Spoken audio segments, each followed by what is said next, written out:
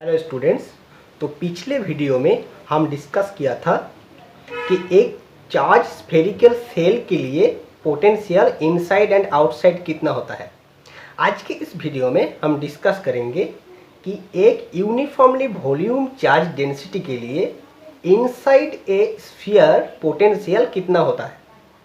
तो बाहर वाला जो केस था, अर्थात बाहर पोटेंशियल कितना होगा, वो स्फेरिकल सेल के लिए जो कैलकुलेशन था वही कैलकुलेशन होगा, जिसका लिंक मैंने आई बटन पे क्लिक करके आप देख सकते हो कि outside and on the surface same calculation रहेगा।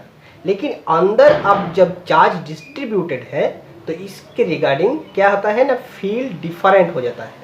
तो इनसाइड फील्ड डिफरेंट हो जाने से यहाँ इसका पोटेंशियल निकालने के लिए हमें कैलकुलेशन में थोड़ा सा डिफरेंट करना होगा। तो कैलकुलेशन में जो मेथड है, मेथड सेम ही रहेगा, अर्थात इनफाइनाइट से कोई भी एक पॉइंट चार्ज को हम इस पॉइंट तक लाएंगे और लाने के लिए कितना वर्क डन हो रहा है बाय द फील्ड कैलकुलेट करेंगे और उसका जो नेगेटिव वैल्यू होगा वही होगा इस पॉइंट में पोटेंशियल। तो आज की इस कैलकुलेशन में देखो, पहले हमें जानना है कि देखो बाहर एक फील्ड अलग होता है, अंदर का फील्ड अलग होता है। बाहर का जो फील्ड होता है अर्थात ई आउटसाइड, वो होता है 1/4πε0 Q/r²। ये होता है for r greater than r।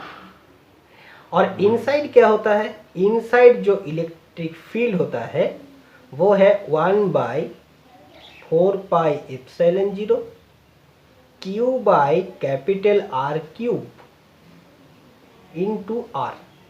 ये होता है for r less than r।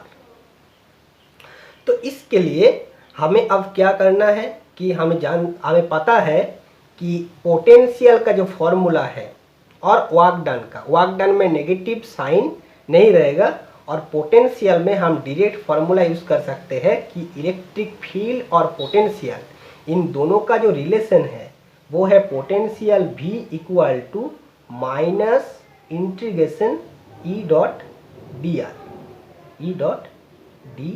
Are. अब देखो इंटीग्रेशन का लिमिट कितना होगा, तो हमें r डिस्टेंस तक इसका लाना है, तो इनफाइनाइट से r डिस्टेंस तक। तो ये है हमारा इंटीग्रेशन का लिमिट। अब देखने वाला बात है यहाँ पर कि इनफाइनाइट से r मतलब हमें इनफाइनाइट से पहले सरफेस तक आना है, फिर सरफेस से इनसाइड जाना है। अब सरफेस से इनसाइड तक इलेक्ट्रिक फील्ड जो काम करेगा वो ये वाला, और बाहर जो इलेक्ट्रिक फील्ड काम करेगा वो है ये वाला। अर्थात हम इस फील्ड को अब दोनों पार्ट में बांट लेंगे।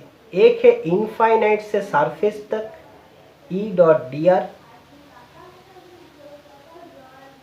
फिर प्लस सरफेस से इनसाइड तक E डॉट डी आर। अभी पहले वाला जो पार्ट है अर्थात इनफाइनाइट से r तक, यहाँ पर इलेक्ट्रिक फील्ड का एक्सप्रेशन है 1/4πε0 Q/r² इंटू डी आर। और इधर जो आएगा बाहर वाले अंदर वाली पार्ट के लिए वो है 1/4πε0 Q/r³ into r D r. अब हम इन दोनों फील्ड को कैलकुलेशन करेंगे। तो देखो हम लिख सकते हैं इसके बाद, और क्या होगा, और इट इज इक्वल टू होगा फॉर इनसाइड वाला पार्ट हम Q/4πε0 इसको बाहर रखेंगे, और इसका इंटीग्रेशन कितना होगा, 1/r² का इंटीग्रेशन होता है, सॉरी यहाँ पर माइनस साइन है दोनों में ही, तो यहाँ पर माइनस साइन रहेगा, तो माइनस साइन बाहर कर दिया मैंने। अब देखो यहाँ पर क्या होगा कि 1/r² का जो इंटीग्रेशन होता है वो है -1/r। इंटीग्रेशन हो गया इन्फिनिटी टू कैपिटल आर। और दूसरा टर्म जो है वो दूसरा टर्म का ये क्यू बाई 4πε0 आर क्यूब बाहर हो जाएगा और आर डी आर का इंटीग्रेशन होता है आर स्क्वायर बाई 2, मतलब इसका लिमिट हो गया आर और नीचे कैपिटल आर। ये वाला पार्ट जो है इसका रिजल्ट कितना आ गया, इसका रिजल्ट हो जाएगा Q by 4πε0 into capital R. और दूसरा टर्म का जो रिजल्ट होगा वो होगा Q by 4πε0 into R square minus capital R square by 2r cube. मतलब अगर हम q बाई 4πε0 को बाहर लेते हैं तो फर्स्ट टर्म ये आएगा 1/r और यहां से आएगा r square minus are square by 2r cube. अब एलसीएम में हम लेते हैं कि 2r क्यूब एलसीएम। अगर 2r क्यूब एलसीएम लोगे तो ये हो जाएगा 2r square minus are square minus minus plus R square, मतलब ये इक्वल टू हो गया Q by 4πε0 into 3 into R square minus small r square by 2r cube. और इसको हम और भी सिंप्लीफाइड फॉर्म में लिख सकते हैं कि it is equal to Q by 4πε0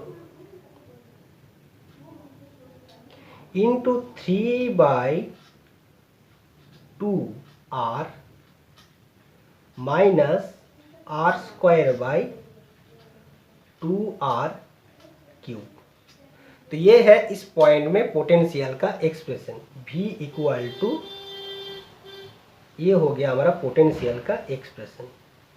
अब सेंटर में पोटेंशियल कितना होगा, v सेंटर, सेंटर मतलब r इक्वल टू 0, तो ये हो जाएगा, ये टर्म 0 हो जाएगा, तो सेंटर में पोटेंशियल होगा 3/2 इंटू 1/4πε0 क्यू बाई आर, अर्थात सरफेस में जो पोटेंशियल होता है उसका 3/2 टाइम्स।